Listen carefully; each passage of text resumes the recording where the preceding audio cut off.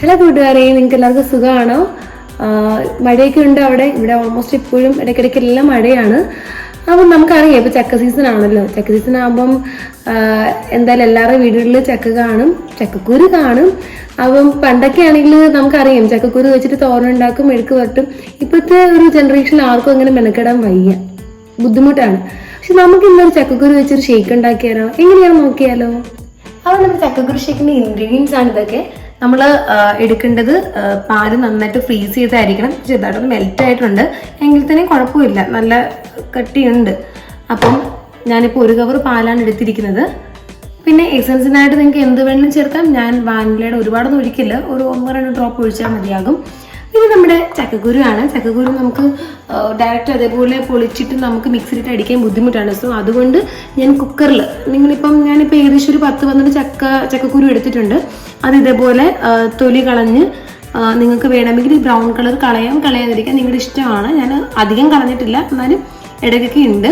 അപ്പം ഇത് ഞാൻ മിക്സിയിൽ ഇത് കഴുകി വൃത്തിയാക്കിയിട്ട് നമ്മുടെ കുക്കറിൽ പാകത്തിലുള്ള വെള്ളം ഒഴിച്ച് ഒരു 2 ഷിറ്റ് അടിച്ചപ്പോഴത്തേന് നമ്മുടെ ചക്കക്കുരു രണ്ടിനും കാണാം ഓൾമോസ്റ്റ് വെന്തിട്ടുണ്ട്.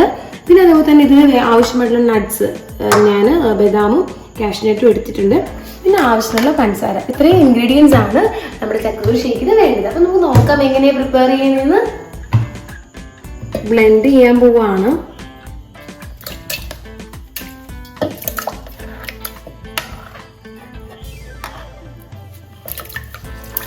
ഇതായിട്ട് നമ്മുടെ ചക്കക്കുരു എടുത്ത് വെച്ചിട്ട് ചക്കക്കുരു ഇടുക. അതിനുശേഷം നട്ട്സ്, ആവശ്യമുള്ള പഞ്ചസാര,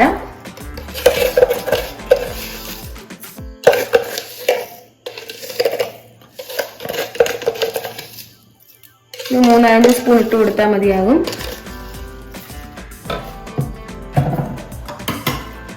പിന്നെ വാനില എസൻസ് ഒരുപാട് വേണ്ട, ഒരു ചെറിയൊരു ഡ്രോപ്പ് വല്ല ഒഴിച്ചാൽ മതിയാകും. ഒറ്റ ഡ്രോപ്പ്, 1-2. ഇനി ഇതൊന്ന് ബ്ലെൻഡ് ചെയ്തെടുക്കാം.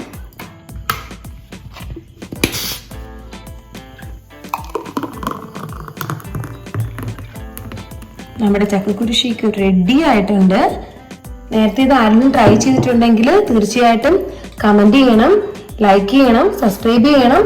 അപ്പൊ നാളെ പുതിയൊരു റെസിപ്പി ആയിട്ട് നമുക്ക് നാളെ വീണ്ടും കാണാം. Okay, bye bye, tata, see U.